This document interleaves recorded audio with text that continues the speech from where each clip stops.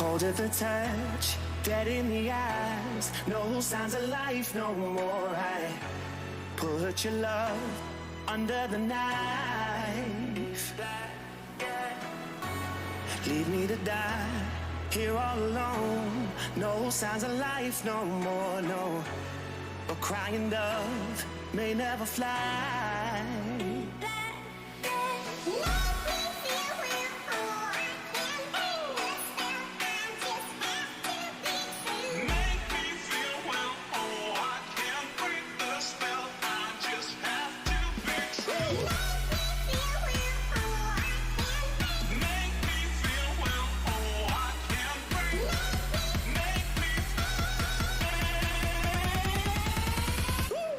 Black and white.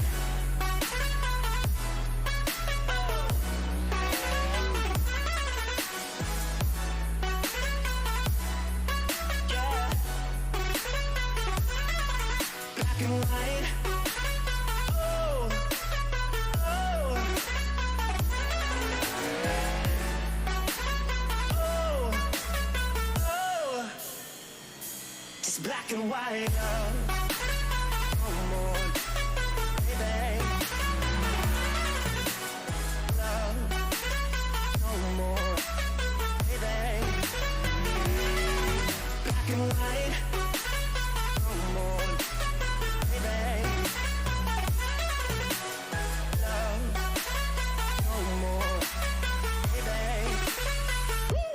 Black and white, just let me go. It's only right. For all I know, it's only matter.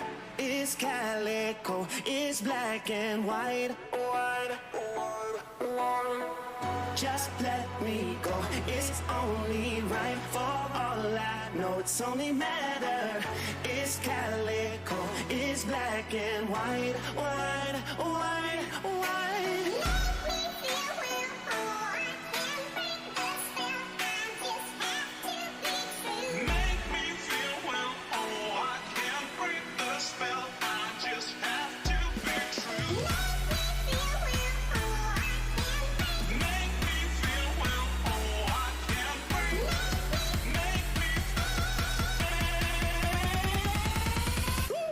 Black and white.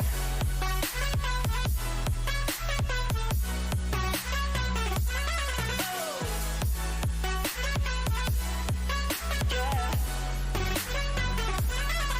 Black and white. Oh, oh,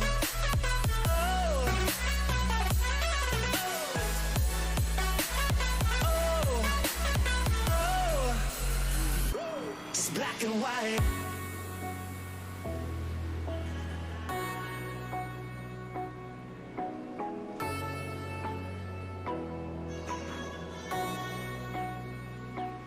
Black and white.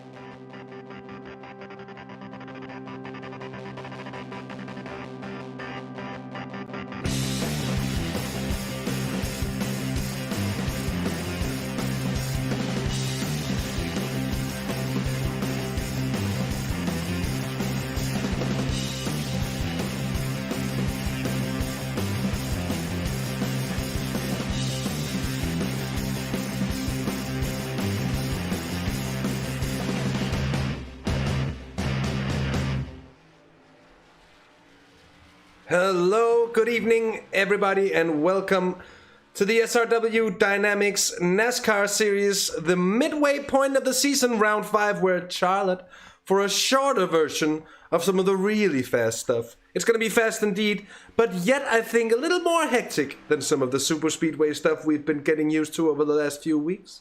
My name is Hasse Rømer, of course. I'm here with Jack Oliphant, as always, your dependable sources of wild excitement and confused screaming. Pick yours, pick your favorites, Jacko. What's your expectations for what's in store here tonight at Charlotte, mate? Well, like you said, Hasse, it's a slightly shorter circuit, and we're actually already into qualifying of this, tightly compacted grid. I'm very much looking forward to seeing how the sort of championship leaders, or championship favourites, shall we say, going into the season, react to what was a tumultuous time for the majority of them last time out. Very much looking forward to see how Johan Assario reacts under pressure now. He's got a pretty big lead in the championship, it's safe to say that. And a few of the other drivers are second back to 10th in the championship, put it this way, are separated by 20 points. Assario is about 32 points ahead of everybody else, so it's a huge gap. So let's have a look and see the likes of Frederik van Ekhoven, who are currently having a watch around the Charlotte Motor Speedway, how he gets on and how he reacts. Currently, he's in third place, Sergio Hernandez in second, so a couple of the favourites already pushing themselves. Yeah, and another one who really needs a string of good races over the final half of the season, Sergio Hernandez, the number 19 Lucky Dogs reigning champion, who has been hard-pressed to find his race form.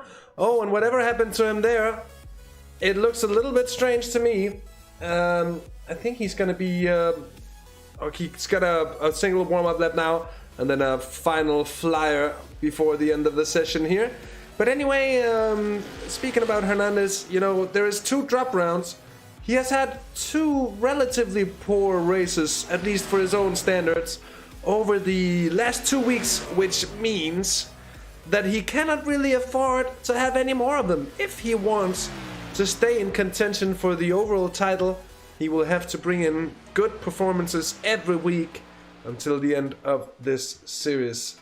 Interesting it will be indeed. Currently for Simracersworld Esports is Mehdi Soufi, and with the looks of that SRW Esports 64 machine slowing down, it's time for us all to gather, to fold our hands, and to unite in a thought of prayer to the Lord of Racing, indeed, the gods of sim racing, if you will. Pray for our competitors and their PCs, their gear. As always, it can be straining on CPU, especially if we've got some lads out here running some budget machines, some older hardware, you never know. Lord have mercy. And especially as well, we saw some very, very heavy incidents during this week with rig failures and with wheel failures in particular, disconnects and the such.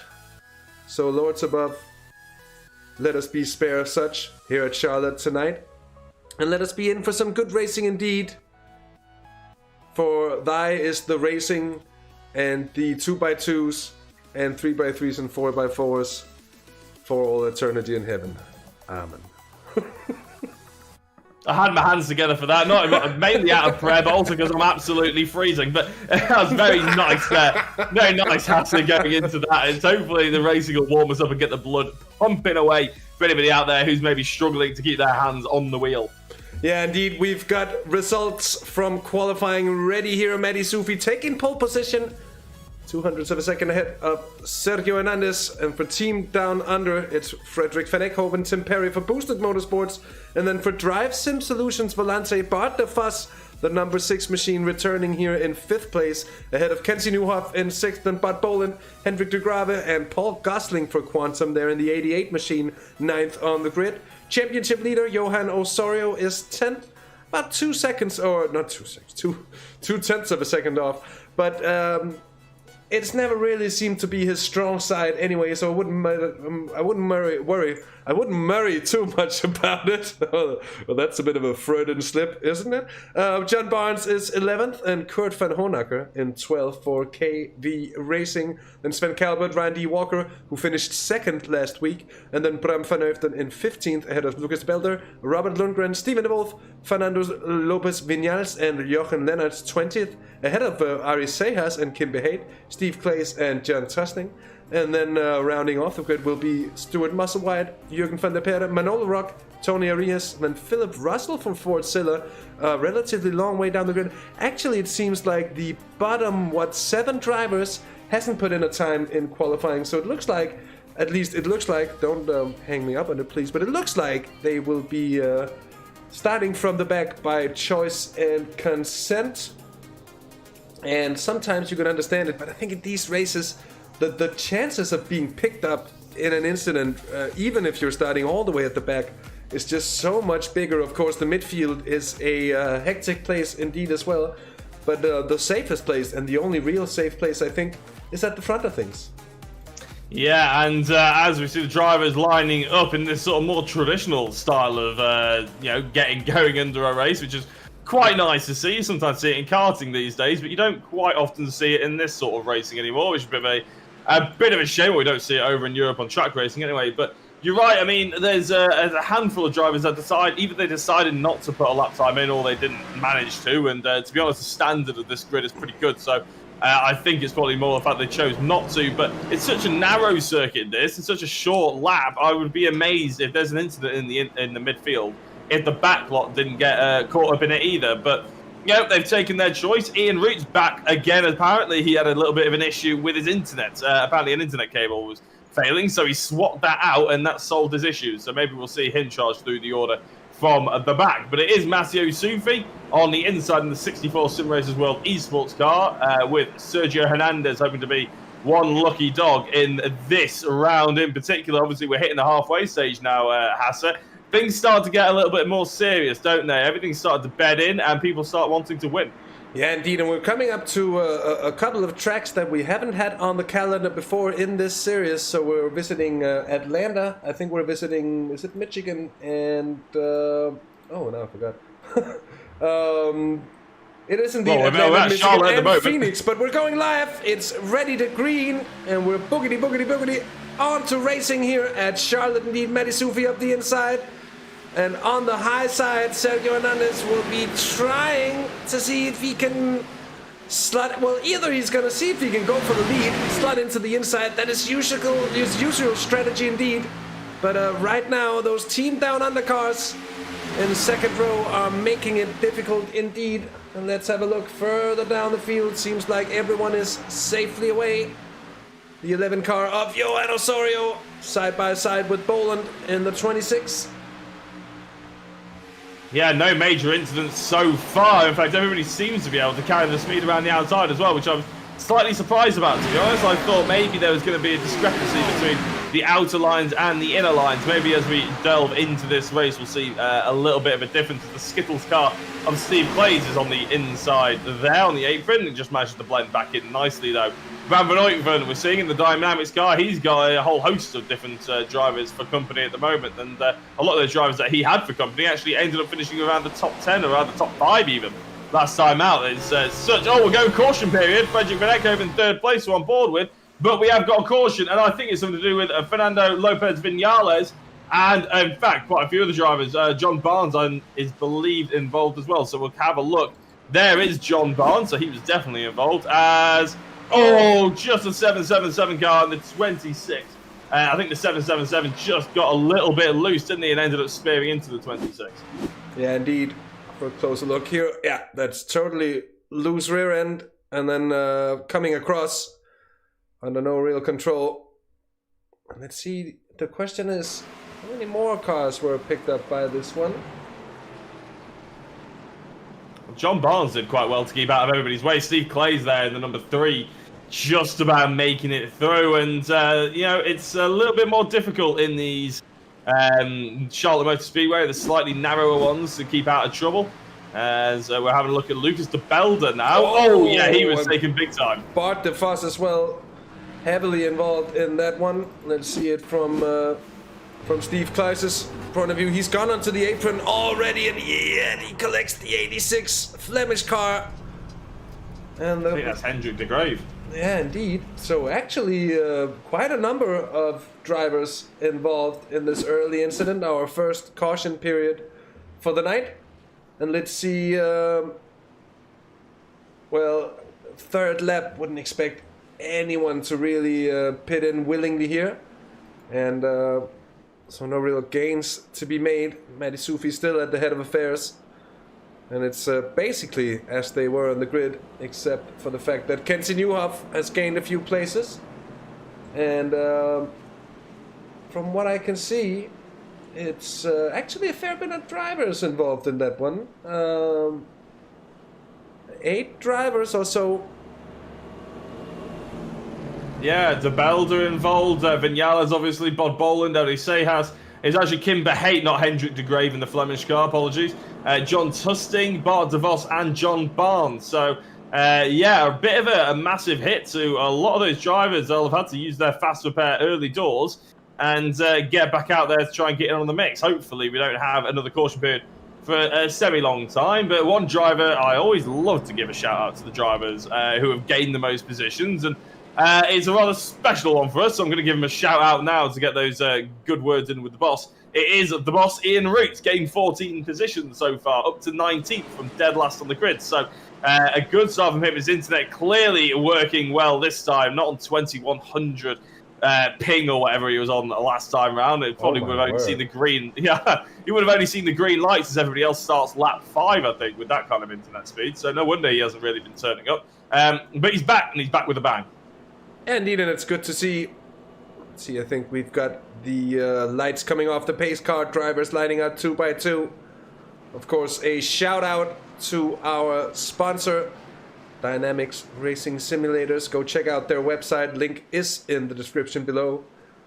But maybe not now. Maybe next time we have a caution period. Or after the race. Or some other good time. But now we're getting in within, say, about a minute or so come the end of this caution lap. Pace car is going to swing in. Jacko's going to take over.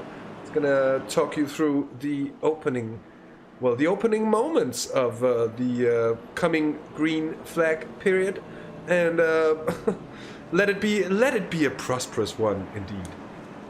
Thank you very much, Hasse. Yep, one of the good things about obviously Charlotte being such a short lap is the fact that the caution periods end up being relatively short as well. So only a minute and a half realistically for all these cars to get around under the pace car lap time. So as we come out of the third corner, we are about to go racing yet again, and it is just like you saw in the opening couple of laps as well. Matteo Sufi and Sergio Hernandez forming the way to everybody else to fall in behind as well. So going to be very interesting as the likes of Kenzie Newhoff as well and the team down under joining teammate Frederick Van Ekhoven in row number 2. But the pace car blending in, it's time to go racing. Sufi makes them wait a long time. And there you go, the gap's already opened up, and a big gap it is. It will get swallowed up in about half a lap's time. But it means a good start for Matteo Sufi. Sergio Hernandez now trying to fight off Frederick Van Ekhoven. Van Ekhoven looking up the inside, and there we go. Sufi's already got a huge gap, about half a second between the second and first place driver. And we've already had an incident in the background. Who is that? Is it Manolo Rock potentially? No, actually, I think it's some of the drivers that ended up having an incident before. So yeah, it is. It's John Tusting, and is that Eddie Seijas as well? Here is Kim Behate and Bod Boland. It is Eddie Seijas. So luckily, no caution period being brought out because Matteo Sufi will be very pleased with that as he enters the sharp incline that is turn number 2, as he is still in the lead of this race. Frederick Van Ekhoven in second place, Kenzie Newhoff in third. Where does Sergio Hernandez all the way down to 8th place? We missed what happened there for Sergio, but he's fallen well down the order, Hasse. Yeah, indeed, and I'm going to see if I can just capture a bit of what happened here, because we must have a few, just have a look here. Maybe this is going to show us a bit more. Oh, look at that contact he had with the outside wall. a bit of a moment there for your Sergio Hernandez. I'm gonna see if we can just capture that from a few seconds before. Interestingly so, here it is. Yeah, we're actually... up. There it is, a bit of contact, I think, from what I could see at least. Yeah, there's definitely contact, but we are actually under caution, so someone else has had an incident even bigger than the one that Sergio has had. So what has happened? Where is it? I don't see that many. Is it Ryan Walker? Yep, it's Ryan Walker in amongst it with Steve Clays, and just a big hit. Oh, I'll tell you what, the mystery machine ended up getting very lucky. Oh, I thought he was going. Is he going to park it perfectly? No, he's facing the wrong way as the pace car jumps out of the way to get into the lead of the race, and also probably to avoid Ryan Walker's oncoming NASCAR. But incredibly so, I think only Ryan Walker involved in that incident, except for the little bit of contact there with Steve Clays. They just came together ever so slightly. That offset Ryan Walker's car, and as you said, that mystery machine got mighty close indeed. Scooby-Doo will have had jumped into the arms of, oh, what's his name actually in English? Oh yeah, thanks. So, sorry for the bad pun. Anyway, back to caution we are, and not a long way into the race have we gotten so far here, just about lap 10. And, well, let's hope for calmer times to befall the field quickly indeed. It's been small incidents indeed, and I think the field may be suffering ever so slightly under the fact that we are on a track, as you mentioned, Jacko, with quite a bit, with quite a decrease of space, if you will, compared to last week at Daytona, and compared to that week we had running at Talladega as well. And even Pocono, while tricky indeed, much wider than here at Charlotte. And while it seems ample space for being too wide almost all the way around, those just on the start-finish straight, if you will, it's not really a straight, but coming through those two kinks, they seem to cause an awful lot of trouble indeed. I think that's Bart DeFuss coming round there, as Matty Sufi still finds himself in the lead here. Freddie Van Eckhoven in second place with the 477 car. Sergio Hernandez, he fell down considerably, and I'm just gonna say here, compared to the 88 of Paul Gosling up ahead, it looks fairly stricken, doesn't it? Yeah, well, I think to be fair, Sergio got away with it slightly, didn't he? With the amount of contact that he endured with the other driver. I can't remember whether it was Frederick or Kenzie. But it was a big old hit, and he obviously then went into the wall as well. And to be honest, he got away with the fact that his car didn't react a lot worse. Obviously, he probably held it quite well and knew what to do. So there's probably quite a lot of driver skill involved with it as well, don't get me wrong. But he's, you know, the fact that he's only jumped down to 8th place, he doesn't need a fast repair or anything like that, is a good hope for him going forward. Because, you know, like we said, in fact, we were talking about it, Hasse, before the race, weren't we? The fact that, you know, we were looking at practice, we look at qualifying and everything like that. The times don't really matter, because once you get into the race, you know, it could end up like last week at Daytona, where basically everybody's running 10 laps from the end, and all of a sudden there's a huge crash in second place, and the only driver to drive off into the distance is Johan Osorio, and we end up with Johan as a victor. But as we have a look at Steve Clays, actually we're having a look at Jochen Lennart, who ended up, again, sort of benefiting from that result at Daytona. Really, one of these drivers that isn't necessarily towards the top 10 usually, but ended up with a really fantastic result from him, scoring about 35 points. There's the on-board footage from Jochen, looking at Ryan, and Steve Clays really gets away with it, doesn't he, Hasse? Yeah, he does. He really does, and it's a very slight bit of contact. You can see it just sends the car swerving, but just enough for it to make contact with the wall, and that contact then in turn sends it right across the track, and very lucky indeed not to pick anyone else up in that one. By the way, a very good evening to everyone joining us in. Thank you so much for tuning in with us here at Simracersworld TV. We do appreciate it, and we apologize, and I almost had some combined word there of appreciate and apologize. Interesting what it would be, because I actually don't even know. But we do apologize for the early caution periods, and we do hope that we'll bring you some prolonged green flag action within too long. It's been small accidents, small incidents, but they've been there. And this time around, pace car lights off again. And I don't want to bestow any curses anywhere, Jacko, but if we keep on going like this, we could be looking at making our way all the way to the 90-minute marker rather than the 120 lap marker. Let's not say anything too early here, but certainly hoping for some action as we round turn 2. Well, if you break it down to its most simple form, really, all we need is 30 laps under the pace car, and all of a sudden you are at the 90-minute mark, if that makes sense. You know, 120 laps in green flag running should only run for an hour, but Hasse, we're about to go green. Yeah, we are indeed, and it's Matty Sufi yet again in the 64, who's waiting, and here he goes. And it's a little bit of a ripple effect down through the field there. I think that's Kenzie Newhoff on the inside. Freddie Van Eckhoven caught a bit out on the outside, and Kenzie's passed. The Flemish car of Hendrik de Graaf is there as well, and here Johan Osorio with Sergio Hernandez on the tail. The two Spaniards might find themselves working together here further down the field. Robert Lundgren is side by side with the Mystery Machine. And there's one of the SRW cars right about as well. That's Stuart Musselwhite and Ian Roots. Ian Roots, I think, trying to go the long way around the outside. He is up into 15th place. Mind you, the big boss started last indeed. But Boland there in the 26th involved in an incident earlier, but it's still Matty Sufi now leading from Kenzie Newhoff, Frederick Van Eekhoven, and Hendrik de Graaf in the Flemish car there. Osorio up into 5th. Then the boosted car, I think that's Tim Perry, very much is. And then your reigning champ in the 19, and we're back on the caution periods. Oh my word. And it's hectic indeed. Let's just see if we can have a look. I'm afraid Ryan Walker has been involved here.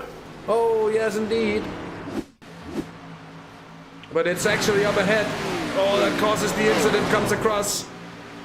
And this is what, Ryan Walker sees in the end. Let's have another view at it here. Let's see if onboard makes us any wiser. The contact already happened at this point. Yeah, it's leaving up the beak actually in the 565 car, who ends up spinning into a couple of other drivers. But to be fair to Leven, I think he got a little bit of a touch at the back end. We'll see if we can get an onboard with him and see maybe if it's how his car reacts. Is Ali Sayhas. Look at the 117 car. Yeah, there is a touch. 117 at the backside of Leven, and who is the 117 car? I'm just trying to find. It's Tony Arias actually. So normally it's Johan Osario's translator coming into the commentary booth with him. Unfortunately, making a little bit more of an impact in the race this time round and turning around a few of the drivers. We're back to caution. Yeah, we are indeed, I'm afraid. Oh, and this one is relatively big. I think Bart Voss will be happy he avoided it. And actually leaving up the big, who was touched there earlier upon, he managed to make his way around relatively safely there. Ryan Walker caught up in it again. He just spent his fast repair not too long ago. And now he indeed could have used another one. A big part of the field coming into the pit lane here now, but not everyone. I think Sufi has gone in, Hernandez has gone in to maybe get that damage fixed. The team down under cars, I'm sorry, staying out, as well as Hendrik de Graaf and Johan Osorio. So seems that those coming in at this point might be losing out ever so slightly. We'll have to see. Here is Matthew Sufi, who will be coming up and passed on some of these drivers. At least I think he should, according to our information, be in 14th place coming out. Yeah, I think the team down under cars and obviously Osorio and de Graaf, they'll be hoping for a little bit of green flag running, won't they? Because as soon as they go into caution period again, they'll have to start thinking, and the pressure will be on to start thinking about coming into the pits themselves. And all of a sudden, if they do that, everybody's coming to the pits this time round, and they'll be right at the back of the field. And if they go green flag running again for a longer period of time, they'll be at the back of the field for a long time. So they'll definitely be hoping that we get some good, solid laps under our belt now. And like I was saying before, really, we only need 10 caution periods in total this race to actually mean it's going to the 90-minute marker if you break the maths down to its sort of most basic bones. We've already had, what is this, number 4 maybe? So it's unfortunately looking like we may well go for the full 90, which we don't mind if it was full racing for the entire 90 minutes, but caution periods are obviously not what we are hoping to see. With any luck, we'll get some green flag for 5 to 10 laps and see how everybody sort of paces themselves out a little bit. Yeah, it'll be interesting to see. It'll be interesting indeed. This is the 3rd caution period of tonight's race. So, of course, if we are to follow example, I think we will make it to 10. And thus it will be a 90-minute affair. And of course, now is as good a time as any to go check out the website of our series sponsor, whom without this would not be possible at all. Of course, Johan Lennertz is the big boss over at DYNAMIXX, so a lot of thanks goes to him and to DYNAMIXX as a whole. Link to their page is in the description. And mind you can get some pretty cool stuff actually. Kenzie Newhoff, Team Down Under, 2 cars at the head of the field. This could be a deadly combo, but you have to wonder if you try to break away early days here. Another caution period might just bring it all back together, and those able to stay out the longest might be the ones to really gain from it in the end. Yeah, I mean, you can't really count your chickens in this series, can you? Because they will inevitably sort of go against you, really. But we do know that the Team Down Under cars, especially at Pocono, if you remember, Hasse, were absolutely dominant at a similar track to tonight. So, you know, you never know. Those 2 drivers could well see this race out from that sort of dominant position where they're together, using a hell of a lot of teamwork and potentially a touch of luck here and there as well. A famous saying in motorsport is better to be lucky than good. Well, a lot of these drivers proving that you can be both in a lot of ways. So let's have a look and see how the Team Down Under cars get on with this restart. Going round the final corner now, the pace car will end up blending in. And everybody, fingers crossed for some nice green running. Hendrik de Graaf hoping that he won't be caught out this time round, because we've had Matteo Sufi restarting the grid every single time right up until this point. So let's see how Kenzie Newhoff gets on. Like we mentioned before, Johan Osorio actually, Hasse, is leading this championship in 4th place. A really good drive by him so far. But let's wait. There we go. Kenzie goes a lot earlier than Matteo Sufi has been. And we're racing yet again. In fact, I think he caught out Frederik van Ekhoven there, his teammate, who has been done by Hendrik de Graaf, I believe. So Jochen Lennertz in the back end of the field here. Surrounded by a whole host of other drivers fighting for those top 10 positions. And these are the sort of top areas where we saw a lot of the drivers who came into the pits in this caution period. So let's see, with fresh tyres, maybe we can keep it on the circuit for a bit longer. Yeah, indeed. Oh, look at the 6 car. Bot the Fuss getting frisky already here. Still too wide, I think, through most of the field. Which is something they're going to have to be mindful of when exiting this one. Here comes kink number 1, and then a second one taking his 1 turn, but it narrows in rapidly. If you find yourself on the outside, that's a dangerous place to be indeed, and we've seen that on several occasions. Look at Kenzie Newhoff, and the lead really opening up here down to Hendrik de Graaf, but still within the slipstream, and Osorio has gone through on the 477 of Frederik van Ekhoven up into 3rd place. So championship leader Johan Osorio looking really good, and Lucas de Belder up into 5th as well. And we've seen the 69 car of Go Fast Turn Left. Certainly we've seen him up there before, and Jürgen van der Perre as well. I'm sorry, I am afraid it is of course the Mystery Machine. Oh, and he goes in to the pit wall, and that is a major incident for Jürgen van der Perre. Yeah, that's one of those incidents that makes you glad we're in sim racing, isn't it? Because if that was in real life, that would be horrendous. Luckily, he actually spawns out, reverses, and then goes into it. And we're not into caution period, which is delightful as well. Kenzie Newhoff's not thinking that's too delightful, though, because he's been reeled in by the likes of the Flemish Supersport car of Hendrik de Graaf, Johan Osorio, and Frederik van Ekhoven is in a 4th place, like we mentioned before. So all of a sudden, the Team Down Under cars have been split up somewhat. Here is Stephen the Wolf and Matteo Sufi, our pole position man, and obviously the driver. Oh, we're in the caution. Big puff of smoke in front of them. It's one of the top 3 drivers, and I believe it is Hendrik de Grey, the Flemish sport guy, has been turned by Johan. Yeah, indeed, he gets turned by Johan Osorio in that situation, and gonna be some apologizing having to be done here. Let's see. There it comes. I don't know if he's trying to give him a bump draft, not realizing that the track turns a little too much to do so. And what happens afterward? You know, Hendrik keeps it very cool, and that is a quality save. Turning it back 90 degrees around. No other cars involved, so no real damage caused, and it's going to be nothing but the loss of position, which in the end is going to be something I think Hendrik de Grave can, well, it's going to be very frustrating indeed. It's going to be certainly something he can live with, but it's a frustrating situation then already now to be back under caution here. Johan Osorio coming into the pits. He might have picked up a bit of damage there, but I'm not quite sure. And it's going to be interesting. Will he take his fast repair at this early point of the race as well? That would be a surprise to me as well. Hendrik de Grave and Stephen the Wolf in the pits. Tony Rios and John Tusting as well at the moment.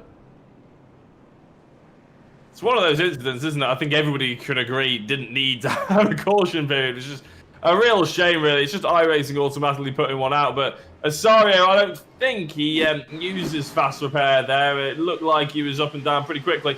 But yeah, I don't know whether he gauged it wrong, maybe a little bit of spatial awareness, or the fact that he didn't expect Hendrik to come across like that, maybe going in towards the apex. I don't know, it's a difficult one to call. Maybe a racing incident is probably the easiest and fairest way to say it.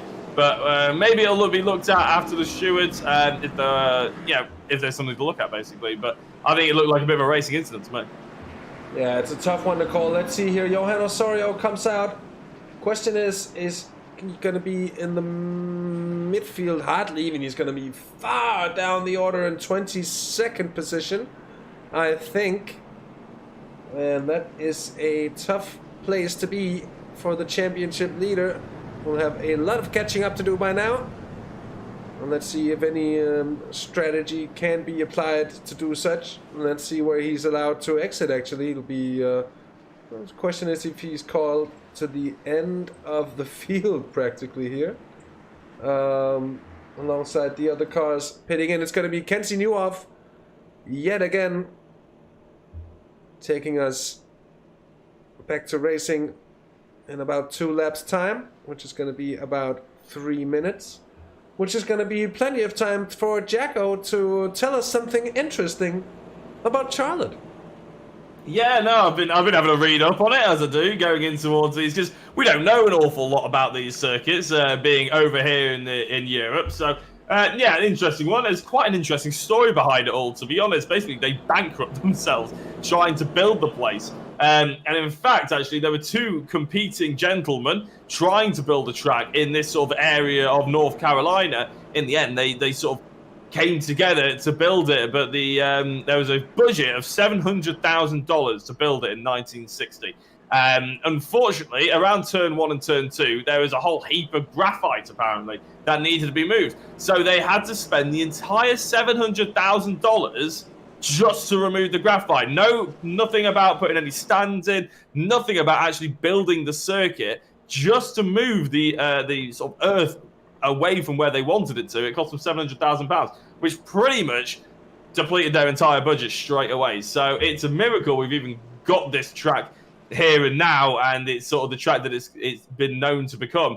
And there is more of a story, obviously, behind that, but I won't spoil it, because by the looks of it, there's going to be a few more caution periods, and we'll work through the last 40, 50 years of the history of Charlotte, because it's actually a very interesting one. But yeah, they basically used all their money just to pave the way for turns 1 and 2, which is quite incredible. They spend all their cash to pave the way before they could actually pave the way. You could say that, yeah. You could indeed say that, and well, that's a good story, and it should have been in the prayer. But thanks to the Lord for bringing us this track in the first place. We're going back to green at the end of this lap, and as you can see, it's Kenzie Newhoff. That's with the entire field coming through here. Such a lovely shot from the subs. A little bit of a Freudian slip there as well, Jago. It's been happening to me a few times lately. Getting tired, Hasse. Oh, yeah, I am tired. Actually, I have been, to be honest, on a personal side, I actually have been a bit pressed lately, so that might explain. Sometimes I find it a bit hard to get going these days when it's a bit hard with everything else. But then when you get going, you know, you get fired up, and it's just fine indeed, isn't it? And especially when the racing is good. We could have wished for better in terms of how much action we've actually had here over the opening 30 minutes, actually, of this race, surprisingly so. Kenzie Newhoff, though, takes us back to Boogedy as the field goes back to green. De Belder third, then Steve Kleiss, Matty Sufi, and Philip Russell. We've mentioned him no times, except for when saying that he was not putting in a time in qualifying, but he's up into 6th here. Impressively so, Ian Roots is in 11th place as well of those starting at the very back, and Sergio Hernandez at the moment is in 16th place. But the leaders are the boys from Team Down Under, and Kenzie Newhoff paving the way for Frederik van Eekhoven there, Lucas de Belder in behind. And seems to me we've had a clean start this time around. Here's Bart de Vos looking at the battle going on between the 73 and the 46 of Ian Roots, and that's Sven Calvert, I think, trying to go the long way around. And so he shall indeed. Impressive move there from Calvert. And I think Bart de Vos going to be trying to go the same way around there. Sergio Hernandez looking to make it 3 wide, but he thinks twice about it, and he follows Roots there on the low side. Indeed, Bart de Vos goes through, and everybody wants a piece of that action at the moment in the midfield. It's really a game for position, and the drivers of the likes of Sergio Hernandez in these sort of situations here, they have to move quickly indeed to have any sort of chance to gain positions here. Yeah, they're going to be quick and decisive, that's for sure, and he's already done that. Was that a puff of smoke in the background? Let's have a look at it. This is Fernando Vinales. Just up the inside. Oh, a little bit of a touch with the 87 car, and that's straight into a wall. I'm amazed we're not under caution period, to be honest, for that one. But yeah, it's Vinales unfortunately being involved. Yeah, again, this is Ryan Walker as well. This is another replay. Just stopping on the apron and spawning back to the pit by the looks of it. Didn't see actually what happened to Ryan there. But not nice to see him end up in the pits, obviously. Matteo Sufi, our pole position man, is up to 5th place. Philip Russell, like we mentioned, up to 6th, up 23 positions. This is Kurt Van Honecker, just fighting for that top 10 position, with Sven Calvert just behind, trying to make the move through the order. Bart de Vos as well. Looks like he wants to make it 3 wide. It's ill-advised here. Sergio Hernandez had the opportunity and decided against it, and I'm hoping that a few of the drivers take that on as well, as De Vos now goes up the inside of Sven Calvert. Hernandez is following through as well. Ali Sayas and Kurt Van Honecker are the next on their agenda, and going through the first corner, it looks like it's a nice clean move of Hernandez. Sorry, the third corner. And a puff of smoke. What's happening there? Nothing, as far as I can see, at least. We're going to see if there was any overtakes made. It doesn't really look like it. So, might have been a bit of a jumpy moment indeed before, but it looks scary as the 2 Team Down Under cars, with the company of 3 additional Belgians, De Belder, Sufi, and Kleiss. And then we have Philip Russell in 6th at the moment. When then Paul Gosling, Kurt Van Honecker, Bart de Vos, Sergio Hernandez, and company Hernandez up into 10th place, standing to gain quite a bit, at least on some of his contenders. But the real winners at the moment, if it stays like this at least, is going to be Frederik van Eekhoven. Yeah, and he needs to have a good result compared to his championship rival of Johan Azario as well, because there is about 32 points between them. So with any luck, Van Eekhoven will probably be having a word with Kenzie Newhoff, saying, you know, if we're in this position towards the end of the race, how about a little bit of a switcheroo? We have spoken to them in the previous round, actually, and they don't work like that. So I realistically wouldn't expect it, which is quite nice to hear as well, because the last thing we wanted the team orders sort of getting in the way of good hard racing. Speaking of good hard racing, Hernandez and Bart de Vos going to be... sorry, not Hernandez and Bart de Vos and Van Honecker hunted down by Hernandez, and Bart de Vos had to jump out of that one. Here's Hernandez going to try and take advantage. You can fly up the inside of him. Not quite got the overspeed just yet, but touches the white lines on the inside of the circuit. He knows exactly what he wants to do and shows his hand early. Goes straight into that top 10 position. In fact, he's already in the top 10 position. He's in 9th now. Yeah, indeed. And here's Osorio going around the high side of Ian Roots, as the other Simracersworld car is side by side with the machine of Hendrik de Grave. Currently 17th, and there's a bit of a puff of smoke from up ahead. And that might just have been a small blink, a small moment from the men up ahead indeed. And you see that gap behind Sufi down to Philip Russell there, who indeed is up into 5th place now. It's getting sizable. And the gap behind Russell as well, down to Paul Gosling, Steve Klaus, and the next drivers, Van Honacker, Hernandez, etc., is also growing. So for the first time this race, we're really seeing a few splits opening up here as Hernandez sneaks around the outside of Kurt Van Honacker, the fast dad. He's going to be kept in behind the Skittles machine. Oh, goes high in that situation and actually blocks off Sergio Hernandez there. That's Steve Klaus. And I don't think he did so intentionally, but that was the line he chose. And somehow Hernandez manages to actually drag race through Kurt Van Honacker, that goes to the inside of the 3 Skittles machine. And this is why he's our reigning champion. Brilliant driving indeed here to make his way through the ranks. And up he goes another position, I think, here. As they come across the line, he's going to go up into 7th place, Jackal.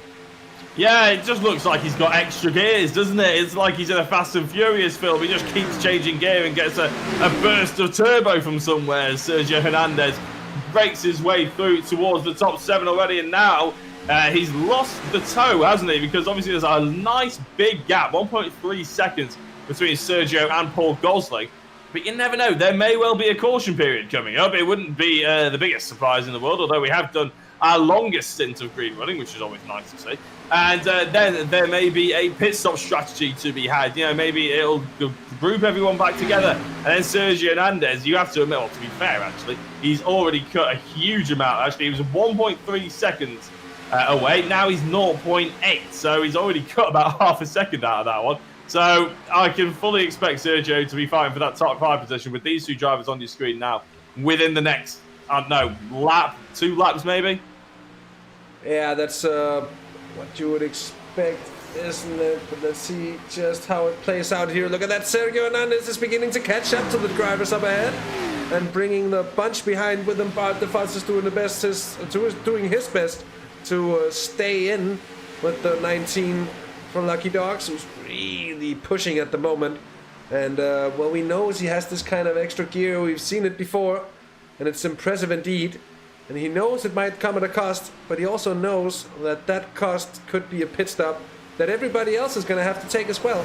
So in the end, Hernandez could be looking at one of his, well, famous comebacks. It's not the first time he's done it.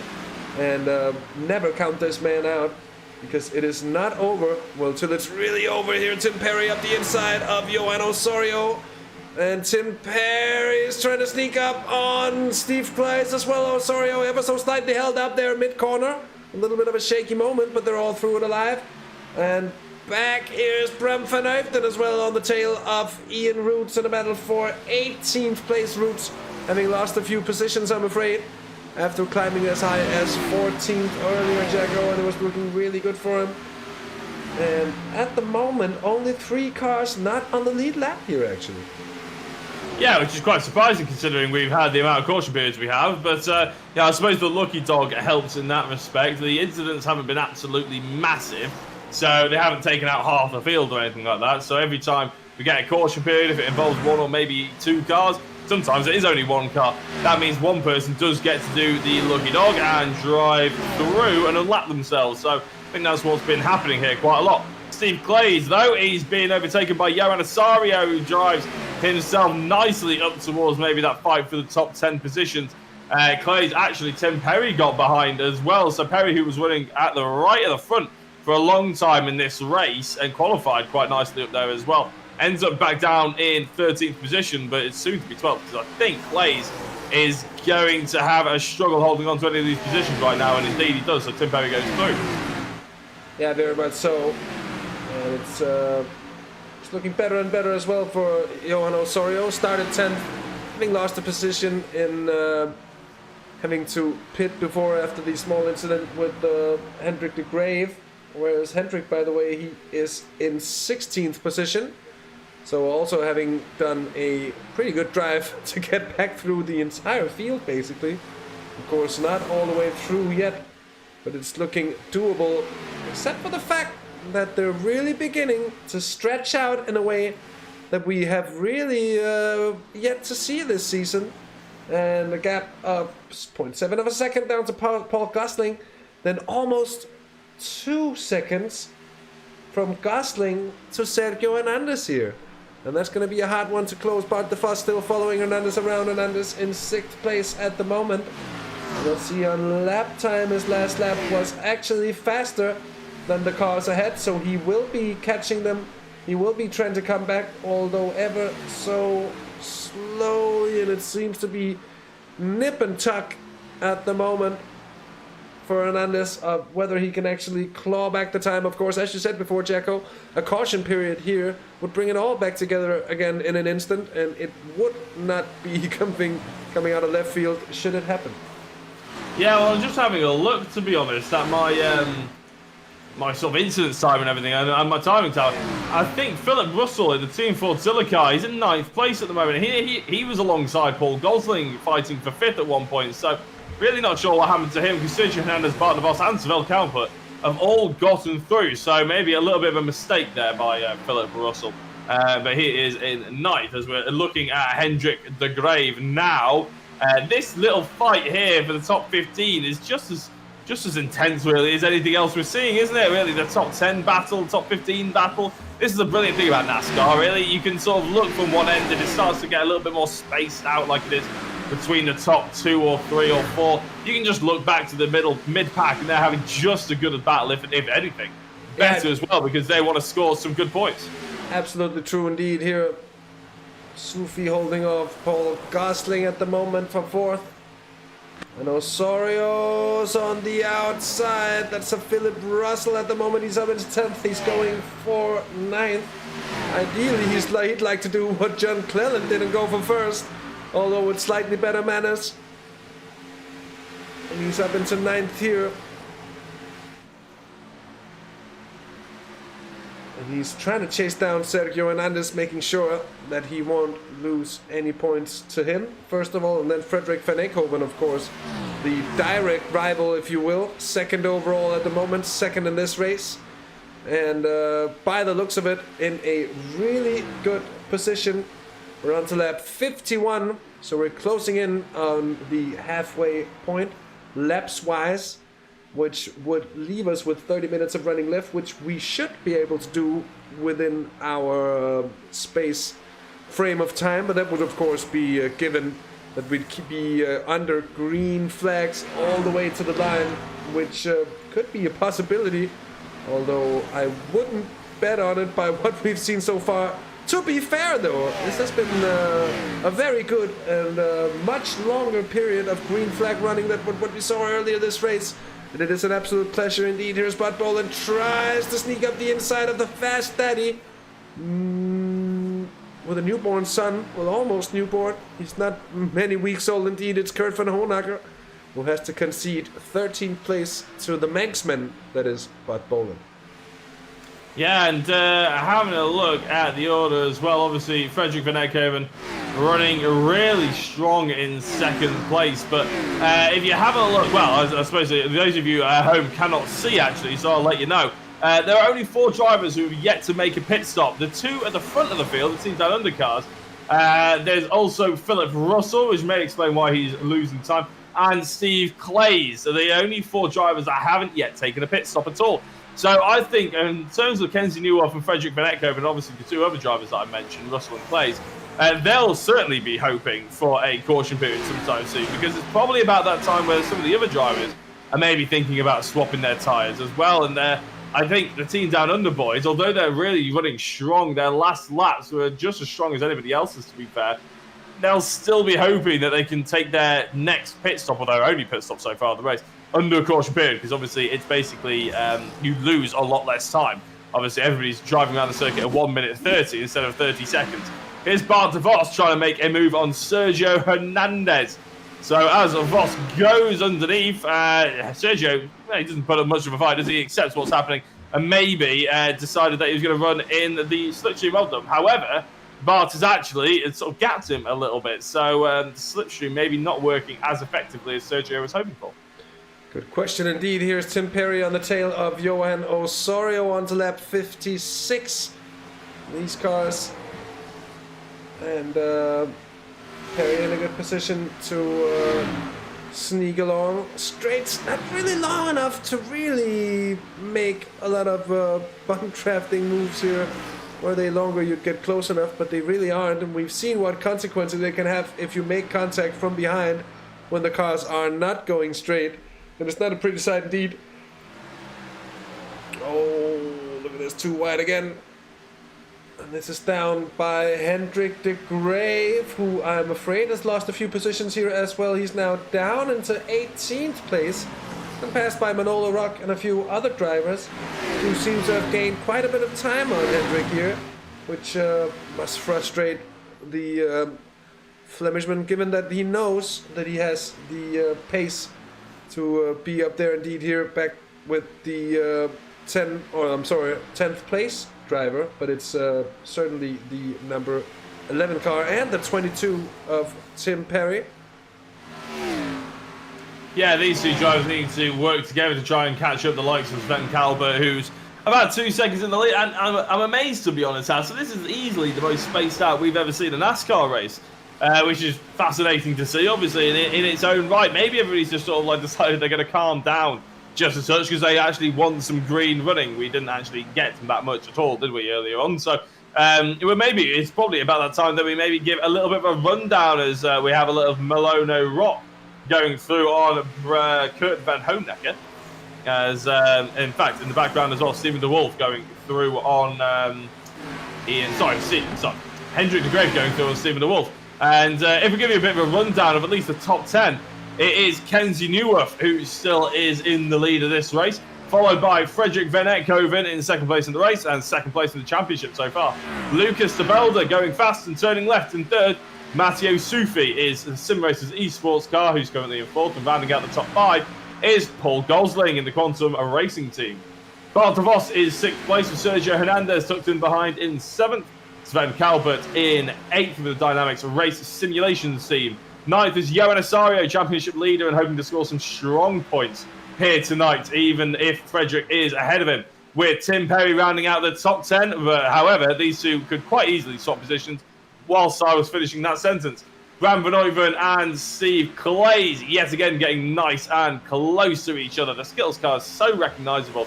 Now, you don't even have to glance at the number or the timing tower. It's just Steve Clays on the left, right and centre, isn't it? And he's been featured a lot tonight. He's been involved in a hell of a lot of incidents. So he's doing quite well, the fact that he's already up to 13th place. Yeah, very much so, though it seems his car is suffering ever so slightly. Another driver doing very well indeed. Look at the pace being brought to hand here by Bart de Vos up the inside of Paul Gosling. And he's looking at getting past Matty Sufi there, the Drive Sim Solutions Volante driver, really wanting to make a mark, to make a lasting impression on this race. And Charlotte seems to suit him very, very well indeed. And caution! Oh, we're back to caution here, and it's Osorio. Oh no! What's going to happen here? Is he just dives in towards the wall? I don't think any other cars were involved, although we didn't catch it early on in the incident.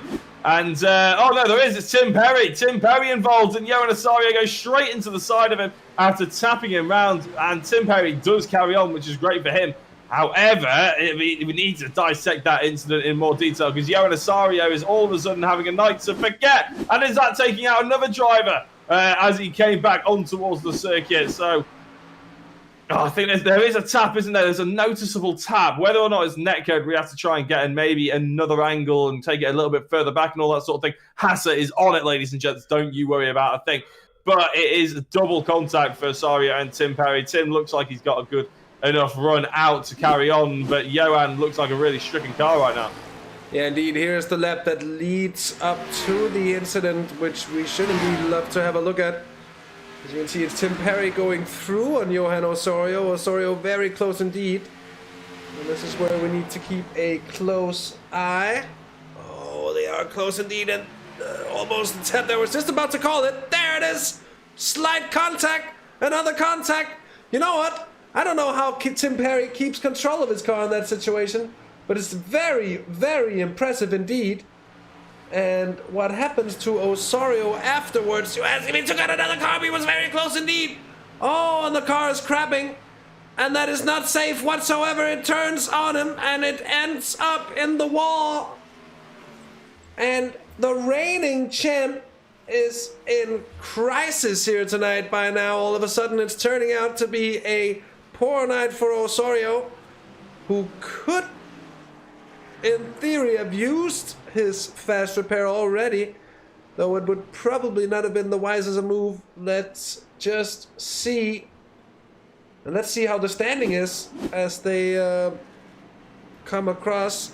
He's almost a lap down, but not quite. But he might just be if he comes in to have any damage repair. Of course, if it's anything but a fast repair, he will indeed have been lapped. I think he's leaving to join the pit lane here. Indeed he is. And then everybody else jumped into the pits. That's worth noting as well. So that's why Kenzie Newhoff is still in the lead of this race. He has taken a pit stop though. So yeah, it's pretty much as you were. And like we were saying before, the team down under boys are just managing to get that pit stop under safety car or under pace car conditions. In fact, Sven Kalber, I saw in the chat, he actually told everyone that he was pitting in the lap that it happened. So he's probably thanking the stars that he didn't do it a lap too late. It's perfect timing for a lot of these drivers. Oh yeah, of course, Mew, it's not the reigning champ Osorio, it's indeed the championship leader. My excuses for doing a bit of a Hasseism, if you will. Sergio Hernandez is now in 5th place, Jacko. That's quite the comeback from his side as well here. Yeah, well, he had, obviously, he jumped Bart de Vos in that pit stop. Not sure how he did it, but he probably just took a little bit less fuel, maybe, or maybe just approached his pit box a couple of attempts quicker. I'm not entirely sure, but those two will be fighting, and they've dragged each other along quite nicely, so they'll be relatively happy that they're already back up to that top 5 position. And we are over halfway through this race now. 65 laps it'll be as soon as they complete this one. Done of 120 laps, as we know, and it will be, touch and go whether it's going to hit the 90-minute mark. It'll all come down to whether we have any more caution periods or more green flag running. But Sergio Hernandez is now in prime position to push and push hard. He knows he's probably quicker than Lucas de Belder. Matteo Sufi, we know, obviously qualified on pole. And the two team down under boys at the top of the order are really a force to be reckoned with, especially when they work together. Johan Osorio rejoins the track now, and I don't think that was a fast repair kind of time, was it? He spent a good minute in the pits now compared to everybody else. He spent about, between 20 seconds and, about 15 seconds, actually. Yeah, I think he's quite a bit more down, actually, from what I can see. He's 2 minutes down, so that's going to be 4 laps he's lost on the field here, I'm afraid. Johan Osorio, which is a tough situation to be in for the championship leader, indeed. Jacko, lights are off, pace car will be peeling in, and field is going to go back to green in a short moment. Yeah, he's Osorio is actually only 1 lap down, because obviously the fact that he was 2 minutes down, but these guys take a minute and a half to get around a lap. So Johan Osorio still has a lot of time to make up, and he'll be hoping to take advantage of the lucky dog. With any luck from his perspective, we'll have another caution period. But we want green flag running. And I'm guessing so does Kenzie Newhoff and Frederick Van Eekhoven, because they've shown great pace even when they're on their own as well. Matteo Sufi is going to be a dangerous customer, and we know how quick Sergio Hernandez can be. Lucas de Belder's probably just happy to be involved in 4th place.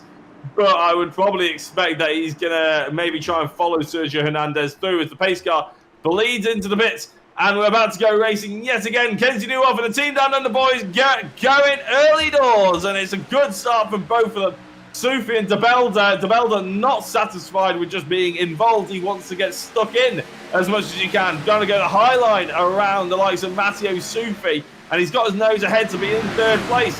Sergio Hernandez boxed out of it so far, but he's just deciding which route to go, who to follow, as Philip Russell glides up the inside of Bram van Ouytven. As, in fact, Yeah, it is Van Vanoyten, sorry. And the 87 car is not actually, sorry, I'm trying to find it. It's Hendrik de Graaf, who's made up a fair few positions since we last saw him. He was in 18th place. So a good finish there. But Hernandez has got past De Belder. De Belder's sort of ballsy move didn't really come off at the end, as Hernandez and Sufi have managed to just split past them. And all of a sudden, the team down under boys have got some pressure on them. Yeah, very much so. And it's surprising to see what a simple race restart after a caution period can do. But they are, however, just beginning to break away from Matthew Sufi. Oh, John Tosting, Tony Arias, we're back to caution. Oh, and it's been a big one, I'm afraid. And we're going to see here, John Tosting, just what happened. Oh, it's up ahead. It's Van Honacker. Yeah, it was one incident caused by another there, wasn't it? As John Tusting ends up getting blown in towards the infield. Let's have a look. Kurt Van Honecker on the outside of the number 7 car. He gets a little bit of a tap from the 76. And that flies him across, and that just takes everybody's evasive action, just causes a massive crash. So that was Stephen de Wolf there, and Kurt Van Honecker with the initial incident. De Wolf in the 76 car, and there we go. Van Honecker ends up just getting caught. Actually, I'm not entirely sure the sort of accident in the rear end of the shot was caused by that as well. We'll have to look at another dissection, a couple of angles from that one further back. But Van Honecker is certainly not going to be very pleased. No, indeed, it's going to be a tough one. Let's see here. I'm not quite sure actually, but they will be trying to lift off, and that always creates confusion because the drivers become behind. Won't necessarily be able to see it here on board with Kim Behait. I'll see if I can find a better timing to go on board with Kim, as this one will do. So you see there's I think the 5 car and the DYNAMIXX car is just trying to come across to get out of the way, basically, and that just extends the incident, if you will. And not to say it would have been any better just plowing on straight into anyone in front. They do their best to get out of the way, and sometimes, well, it's just not possible, is it? And it's a tough one for a lot of these drivers involved with this incident, and I think many of them will probably have taken fast repairs already, and I think the toll will be rising by now here. Anyway, Sergio Hernandez up into 4th place again. De Belder 5th, Bart de Vos in 6th place. It was pretty much as they were up ahead. Kenton Newhoff did well to jump up from a grid position of 6th. Of course, there's been plenty of time for that sort of action by now. Yeah, it's it's sort of lining up to be the finish that we expected after qualifying, to be honest. And I'd be amazed if anybody jumps in. But there we go. Johan Asario, he said that he wanted a caution period to try and use the lucky dog. And now unlapping himself, will try and fight back through the order. Obviously, he's got a nice little, buffer in terms of the championship and 2 weeks of drop rounds. So even if he finishes outside the top 10 here, and it's his worst round of the year or of the season, sorry, he can still drop it and be quite comfortably towards the lead of this championship. However, obviously, you then have to take into account everybody else's worst rounds and all this, that, and the other. It starts getting really rather complicated. Something we're not going to delve into until the final couple of weeks, Hasse. I think that's for certain, as Leven up the beat jumps into the pits. Indeed. That's a bit of a fun time. Oh, it's Frederick. That's Frederick. Frederick van Eckhoven? No, sorry, Yves Fredericks. Yves Fredericks. Oh, Yves Fredericks is in the pits. Okay, so that makes a little more sense. I would have a hard time understanding if we had a pit stop from Frederick van Eckhoven at this point in time. I can do a little bit more of a lesson on Charlotte if you'd like, Hasse, if you fancy learning something. Yeah, go ahead. Go on, mate. The more the merrier with these small facts and stories and anecdotes and such. Well, I said that they spent $700,000 on removing graphite. Well, that was wrong. It was granite, so apologies. But amazingly, it wasn't just to remove the granite. You know, the $700,000 was on a very American method of just buying dynamite to blow the hell out of it as well, which I think sounds pretty amazing. $700,000 on dynamite just to move this granite out of the way. Overall, apparently it cost them nearly $2 million, which back in the sort of end 1959 area was obviously an absolutely huge amount of money. They had to take up so many loans. And apparently the Champion Spark Plug company was tapped up for funding as well. So in fact, they had to get other people, other companies in to support their dream of building this race circuit in North Carolina.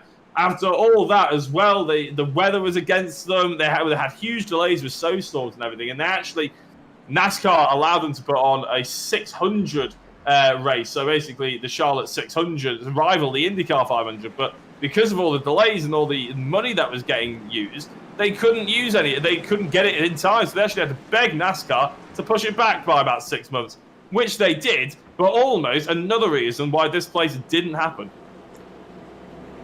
Another interesting fact, another interesting story about Charlotte there from Jack Oliphant. Indeed, as we're going closer and closer to coming back live after our, what I believe is our 6th caution period. Indeed it is. So hopefully the 6th will be the last, although it's going to be a tough one to call here. Lap 73 we are on now.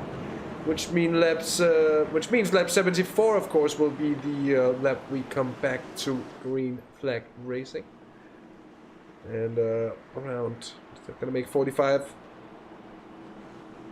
But it's indeed 45 laps or so, 46. It's going to be interesting if Sergio Hernandez can just get a better run. This time he's on road 2 instead of road 3, and as they go back to green flag, look at that team down under, timing it perfectly there. Hernandez on the outside of Sufi getting a very good run, squeezing the Simracersworld esports driver onto the low side of the track there, but not without leaving enough space, which means they perfectly made it, both of them. Hendrik de Grave is making up spaces again. He's up into 12th place as he's going to be seeing if there's a way through the 73 car there on the inside.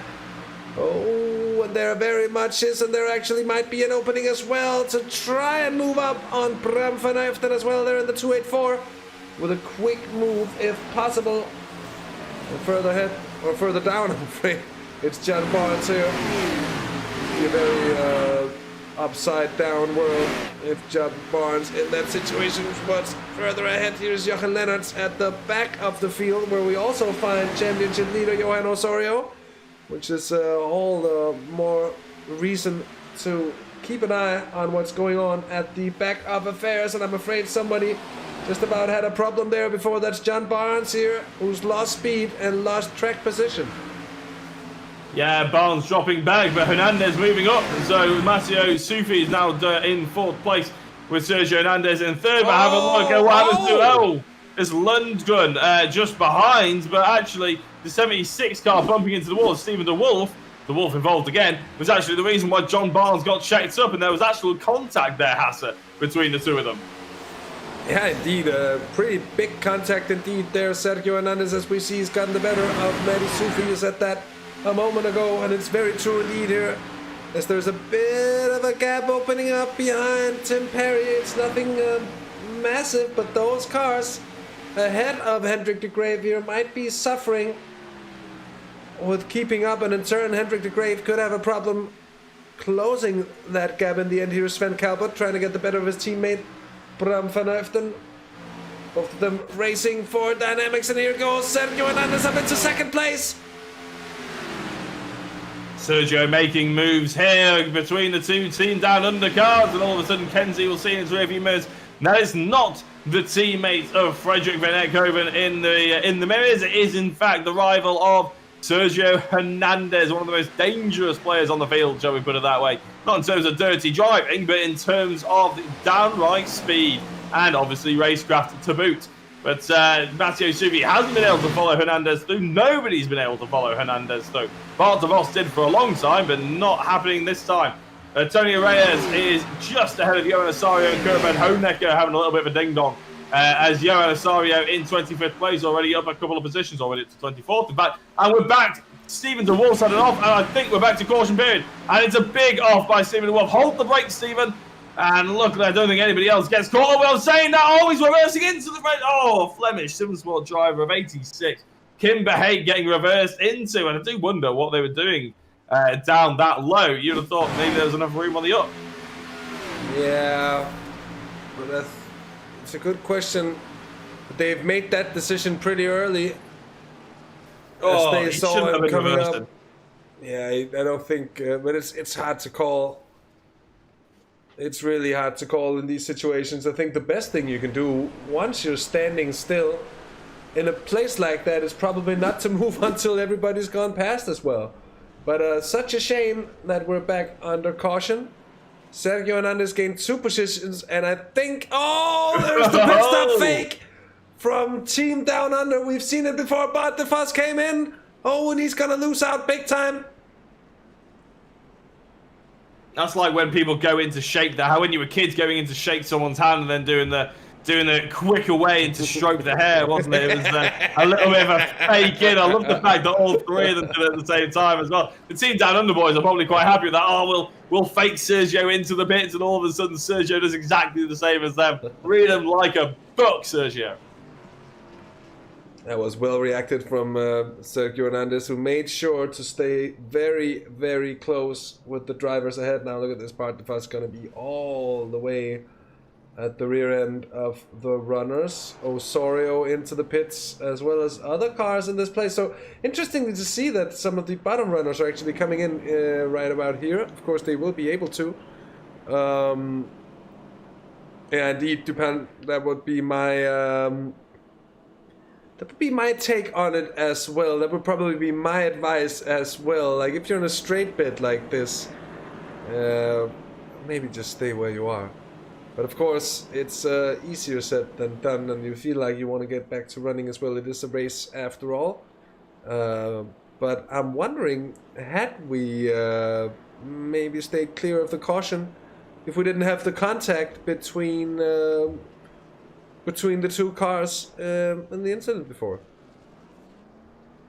Yeah, we potentially could have got to the 120 laps as well. So now we are in sort of squeaky bum time, as Sir Alex Ferguson once said at the end of 90 odd minutes of playing football. But it's we're starting to get to the back end of this race, and it's starting to get a bit touch and go with the time limit, as well as we are back sort of following this pace car. And in fact, I'm going to carry on regardless of my little story, because it carries on it amazingly. Actually, a couple of years later as well, about 1962, Charlotte actually filed for bankruptcy. So they did actually lose all their money. It wasn't enough. They got everything up and running. They got some cars through the circuit.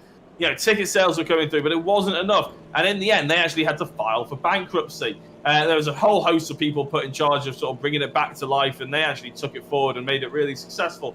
But realistically, it was a bit of a failure in the first couple of years. But having said that, I think it was in 1971, they decided to add a load more track onto it, even though they were always in debt when they started 10 years before that. They decided to build the infield, which is something that was amazing. And there is more of a story if we get into it a bit later on. But another fact that's quite amazing, obviously they had to borrow about 20 different loans to get out of bankruptcy, and only 7 years later, it's 1967, they actually managed to pay off the mortgage, so they were debt-free pretty much. Amazingly, I mean, that is quite some turnover, the fact that they managed to pay off about $2 million worth of debt to pay 20 creditors, and they managed to pay it all off in 7 years. I think that's pretty impressive. Impressive indeed. It was also maybe a testament to the interest surrounding motorsports. But once you really get going and is able to deliver a solid product, people will indeed flock. Jago, we're back to the pace car going to swing off around this lap for what is going to be the 7th time in this race indeed. So let us see what this race restart will bring us. It's going to be an interesting one. As are all race restarts always. It's a chance for a shake-up and a chance for the drivers who comes from behind to sort of make amends for the situation. well, every single restart so far in the past 3 or 4 that we've had has seen Sergio Hernandez just pluck away, just getting up the order, hasn't he?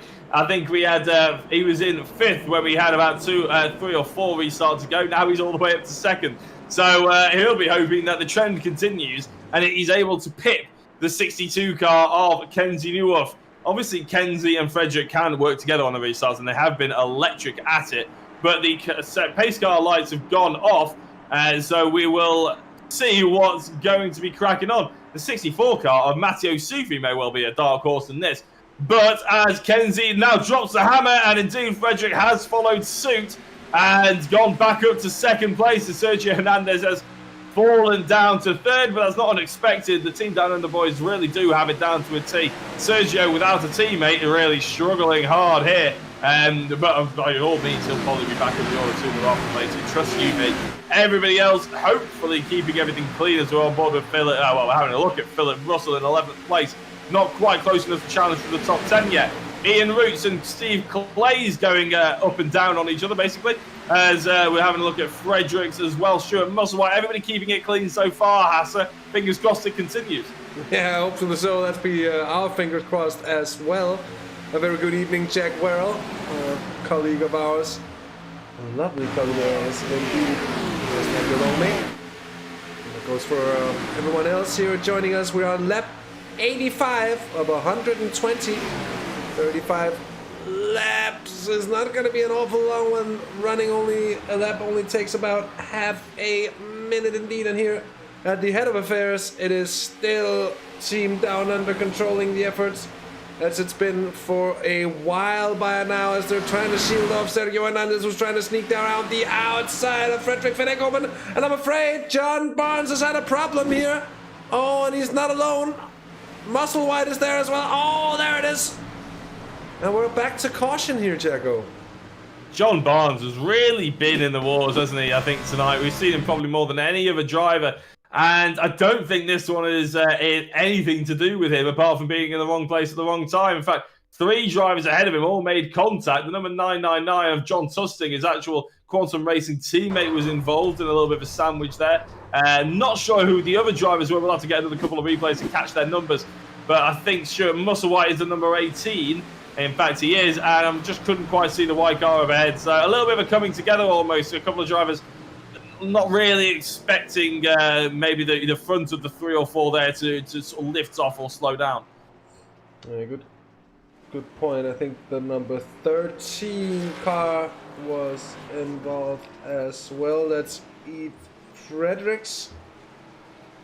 Let's just see things around his perspective. He got a bit of a touch as well from in behind there. So let's see here, Jen Tusting, John Barnes. We will be able to see a little bit more about what happened as we take it from a bit earlier on. Here you can see very tightly squeezed. So Musselwhite tips the wall there, but that doesn't really explain all the stuff that happens up ahead. But it's a bit of a accordion effect, I think, in that incident, and it's so easy to have happening. And this time around certainly wasn't many green laps we were served before coming back onto caution here. No, accordion effect. I like that saying though. I'm gonna definitely steal that one, Hasse. That's quite a fun one. I think a couple of drivers are making their way through the order. There's the mystery machine going back through to try and unlap himself, and I'm just trying to catch actually who that was. I can't quite remember who is the mystery machine tonight. It's not leaving up the beak, is it? But either way, it's they are unlapping themselves. Kenzie Newhoff and Frederick Van Ekhoven have retaken to 1 and 2. There's Jurgen van der Peer. That's who it is. Looking very nice. I do love the livery as well, by the way. Very creative. So it is the team down under boys back on top. Sergio Hernandez having to settle for 3rd place. Lucas Belder actually separating Hernandez and Matteo Sufi. Driving fantastically as well, by the way. He's gained 12 places to Belder, and looks like he really suits that sort of top 5 running so far. Philip Russell has gained 18 positions, the driver with the most amount of positions gained since the start, with Manolo Rock in 12th place, gaining 15 positions. And last sort of on the double figures is Ian Roots in 20th place. He's gained 13 so far, starting in 33rd. So again, that fight for the top 20 is just as hot as the fight for the top 10, just as hot as the top fight for the top step as well. And we'll be able to be bringing you, obviously, all the action in the coming couple of minutes. But Hasse, there's also a hell of a lot of action on Simracersworld in general, isn't there, coming up with TCR's back and some GT action here, there, and everywhere. We're basically live every day. Yeah, we're not far from it, at least. I just counted up. I have had, last Monday was NASCAR. Wednesday we had the BMW trophy. Friday I did the virtual Bell Car Winter Series with Chas. Yesterday we had the Sunday GT Masters, and today it's Monday again. We're back to NASCAR. I've had a busy week and day, it occurs to me. A busy week indeed, and it's gonna be nice with a little bit of a break to rest my head. I feel like it's getting a little tired as well, to be honest.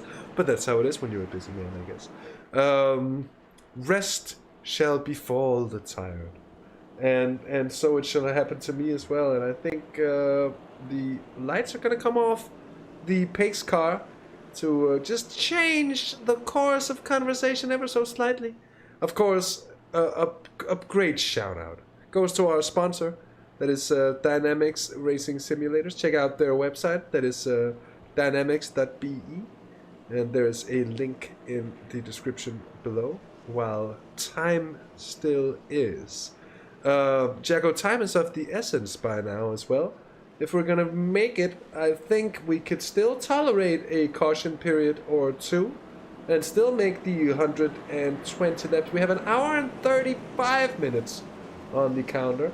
We've been racing for an hour and 13, and we have 30 laps to go, which means that's under green flag. It should be just under 15 minutes. Of course, mind you, this all depends whether we're gonna be able to stay green or not for the remaining minutes. But mind you as well that we're also coming in to the closing stages of this very race, and the ante is going to be up lap for lap by now. There's going to be more and more at stake, and this is the part we basically all love, isn't it? The finale of the race, the deciding moments. Yeah, it can be a long build-up and sometimes a slow build-up like the beginning of this race. But it can all come to a huge crescendo, and we could be talking about it for weeks, to be honest, couldn't we, as if the final 10 laps are noteworthy, obviously. And we'd love to have green flag running for the next 15 minutes, not just so Hasse can get some sleep, but also so we see some movers and shakers. Speaking of moving and shaking, those Team Down Under boys yet again nailing the restart, especially Kenzie. Frederick covers that attack from Sergio Hernandez by going to the inside. Lucas de Belda as well, just keeping in touch. Not quite got the pace to maybe challenge for any kind of podium position just yet, though, as it is Kenzie, Frederick, and Sergio, the top three still. Sergio on the back of Frederick, by the way, and also Bram van Ooyenford has got a whole host of cars just behind him. In fact, that must be one terrifying rear-view mirror that he's got right now. Yeah, look at that bunch, and it's very, very close indeed. Osorio's a part of this bunch as well. He's in 19th place. When they're this close, positions can be gained quickly indeed, and we've seen it on plenty of occasions here as Hernandez got up into second place, and he's going to try to challenge for the lead as he can. Oh, he's still in that fight for second, though. That's Van Eekhoven. He has to shield off. Hendrik de Grave doing very well for himself, just brought it back up through the field, back up into 7th place now, but on the tail of Tim Perry, who on the turn is on the tail of all of the leaders at the moment. So very, very nice race so far, given the bad luck that has indeed befallen Hendrik de Grave. Let's see the rest of the bunch here. They very, very tightly knit here through the midfield. Several drivers still running too wide. That's Osorio trying to follow Robert Lundgren on the outside. Osorio then switches to the inside and trying to find some space there as Arise has almost heads up, holding up Robert Lundgren to a degree where it almost became dangerous, be that a team move or not. There's Steve Price and Manolo Rock bit of an infight as well. And up ahead, Sergio Hernandez has taken the lead. Yeah, he has indeed. Casey Newer from Frederick Van Kerkhove in second and third. Now what can they do? And we're back under caution period. So Sergio Hernandez will be in the lead at the end of this caution period.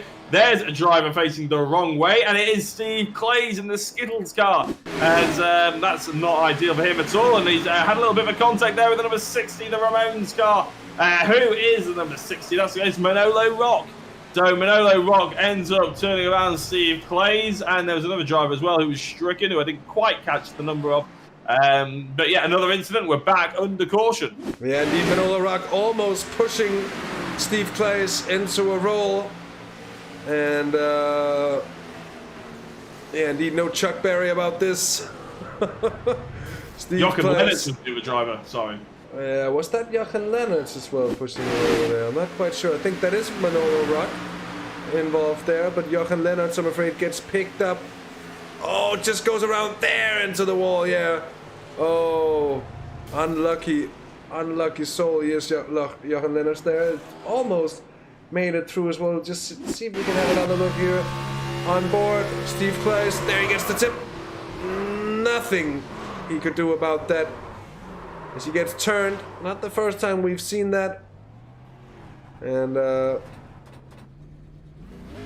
Anton Dupin giving it a good note as well in the chat, saying that how on earth did everyone avoid him? It's only Jochen Lennox who really got involved, and to be honest, it wasn't even contact with the driver, Steve Clays. It was just the fact that he was trying to take evasive action. So brilliant driving from everybody following through, and that's why we haven't got a bigger upset so far. But we are unfortunately back to the situation where we are under caution, and it's the most amount of cautions we've seen for a fair few weeks, isn't it, Hasse? Unfortunately, it's sometimes it's the way it goes. It can be brilliant, like Daytona was I think it was Daytona anyway, last week. Sometimes it can go like this. And to be fair, we were actually talking off air, weren't we, about Daytona, saying that I think we only had about 5 caution periods, 4 of which were caused by iRacing, more than actual driver error, weren't they? So, at least 4, actually, potentially 5. So it was a little bit sort of unlucky that we actually got as many as we did last week. yeah, very much so. And now we're up to 9 caution periods for today here, having a count through, which is certainly more than we've been getting used to seeing here in this series by now. And a big kudos to, well, the entirety of the field, even on a day like today, because standards have improved massively and in a very short amount of time as well. The collective experience gained has certainly been for the better, I think, of the experience of driving this series as well. Lights are still on the pace car, and there's going to be just over 20 laps to do, which is going to be, well, I suppose if we stay green, it's going to be the last 12 minutes or so. But then again, if we stay green, and we've got 15 minutes or so left to race here, so we should still just about be able to make the lap counter, but only just, I'm afraid. It's going to be a close one here. And just how we get back on to green flag this time around, well, let us see. Well, I think it's probably about time for one more lesson with Jack, isn't it? As the Muse said, Jack with the Olifacts over here. In 1984, I'm going to keep going with this because we've got a lot of caution periods. We might as well fill it with something. In 1984, apparently, after coming back from bankruptcy and everything else, it was going under new management, XYZ. I won't bore you with all those details.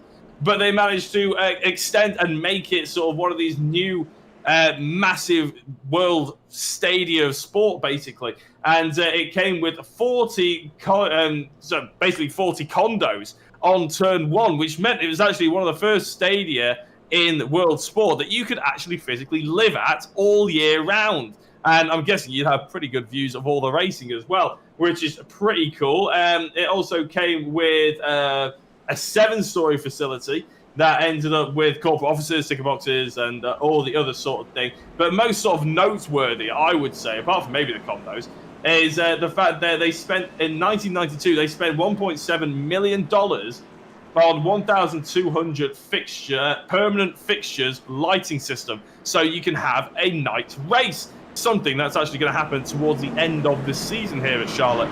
And that was a full 6 or 7 years before even the likes of Daytona were even installing those sort of fixtures. So really, they were sort of paving the way for that sort of night race, which now is basically a staple. You know, it's there all the time, basically, in NASCAR, which is great to see. So an interesting little tidbit as the lights on the pace car have gone off. The lights have indeed gone off, and just for a run through of the top 10 at the moment, Sergio Hernandez leads Kenji Newhoff, Frederick Van Ekhoven, Lucas de Belder, Matty Sufi, and Tim Perry, with Hendrik de Grave in 7th, then Paul Gosling, Bud Bolin, and Sven Calvert. So interesting to see.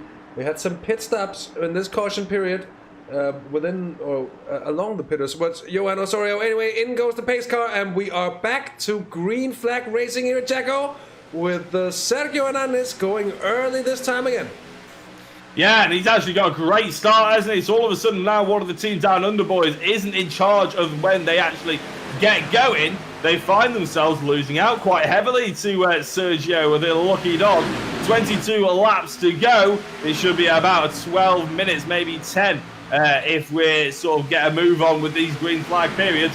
Tim Perry in 6th place. We're having a look at now Matteo Suvi. But I tell you what, Frederick Van Ekhoven and Kenzie Newhoff going side by side isn't ideal for them. They need to use each other's slipstream and get back up to Sergio Hernandez. Hendrik de Grave in 7th place, with Tim Perry fighting very nicely. Hendrik back down in 28th place at one point. So he's used the entirety of all his pit stops and know-how and pure pace to get back up to a competitive position. Johan Osorio up to 16th place, back into the point scoring positions. There's a couple of drivers going side by side in the background. That's Steve Clay trying to carve his way back through on Ian Roots, and that is actually for position. As we've had a spin there for Lucas de Belder. Oh, don't get caught up. Oh, he's moved out of the way, luckily, and this was actually fighting with one of the team down, and there's a touch of Massimo Suvi. There wasn't a NASCAR-shaped hole going there as de Belder just about holding on, and fantastic. The fact that everybody else missed him, apart from one driver who took a real evasive manoeuvre. I'm not entirely sure what happened, but we are under caution period. Is that because of de Belder? I think that it is. I'm quite sure it is, actually. Have a look at it. Oh, that wasn't exactly what I meant to do. Let's have another go here, shall we? There it is. Slow it down for a moment. You can just see Matthew Sufi tries to dive in, and on the Belder there, the contact is just rear quarters him and gets sent into an instant spin. And the fact that yet again no one has collected the spinning car, well, that's rather impressive, isn't it? Very much so, yeah. I think with this caution period as well, it pretty much all but confirms the fact that we're going to finish on the timer, because there's about 4 minutes, there's about 5 minutes left. This caution period will probably take about 4 minutes to complete. Yeah, but it's going to be, mate, I'm just going to plug you off there, because remember we got an hour and 35. See, if I put it to time. You're right. Oh, we can't see anything, but I will put it to time eventually. Anyway, might just be that we're still. You know, we spoke about this. 10 caution periods would be the sort of it. This is the 10th caution period. And just how it's going to be this time around. Well, it's going to be close. Let's just put it like that. It's going to be very close to that hour and 35 mark. So hopefully we'll get to laps. Otherwise, well, a checkered flag is a checkered flag nonetheless. And whether or not we do our 120 laps, well, it's going to matter all the same to the drivers, especially those at the pointy end able to pick up points. It's been a bumpy ride for Sergio Hernandez, but he's found himself atop the standings, atop the rankings at the moment. And he is ready to gain back some points as much as humanly possible, which would of course be 40 points for a race win here. And he would need it all the same, especially given that Johan Osorio did a pit stop, came from very far back, It's now alongside Ari Sejas here. He's got a good chance of fighting for a top 10 position as well, which is really important because it's a damage limitation effectively for Johan. As we said there, it gets a little bit complicated in terms of drop vans, but we'll just take the points on what they are at the moment. And he has got a little bit of a cushion between Frederik van Ekhoven, who's currently sat in 3rd place. But realistically, what this does do, Hasse, is bring the championship a little bit closer together. And like we said before, the gap from 2nd down to 10th in the championship is actually only covered by 20 points. And it features the likes of Kenzie Neuhoff, it features Sergio Hernandez, Frederik van Ekhoven, Matteo Sufi, Tim Perry, and all those drivers are in the top 5 of this race. So it's going to be like bring it all a little bit closer together, and all of a sudden going into the second half of this season, we're going to have it wide open again, which is pretty much exactly what we want. It's almost like we're starting from scratch. It's been so close. It's actually true, because that point of it, let's see what happens. One thing I'm going to say about Johan Osorio is that his ability to come back late and claw back points from seemingly impossible positions, just as well as Sergio Hernandez has done it before, but he has a knack of doing that. So I wouldn't rule him out to just come up there and grab some points anyways. I won't say anything more. Let's just see how it goes for Osorio driving in the number 11 car, starting 14th at this restart. It is his compatriot and another driver who knows quite a bit about leading championships. Although he doesn't at this point, he is for himself a relatively lowly 10th, 52 points down on championship leader Johan Osorio. But in a position to claw back some of that at least here today. If he can hold on to the lead for what will be a matter of minutes by now. We're coming back to racing at a lap 105. We'll have just about 5 minutes left to do as well. So I don't think we're gonna make it on the laps. I think it is indeed going to go to that 1 minute or 1 minute 35. That's going to be a short race indeed. 3 laps. Of course, it's an hour and 35. Anyway, I shall make sure the time is on the screen where it says caution now, so you can see it in peels the pace car, and it's Sergio Hernandez bringing him back to Bugatti here at Charlotte for the final, well, just over 5 minutes, 16 laps, 5 minutes, 15 seconds, and it's all going to kick up now. It's a brilliant start from Hernandez. Here's Van Uyften in the battle for 10th place up the inside, alongside, sorry, that's Sven Galbert up the inside of Van Uyften. It's very much the other way around. And it seems that a close field all together, and back to racing here, which is what we want. And hopefully we're not going to be with anything major on the final bits and bobs of the race. Here's Kenzie Neuhoff. The Dutchman's going to be coming, he's going to be charging, and he's going to try to find a way around the outside here at Sergio Hernandez.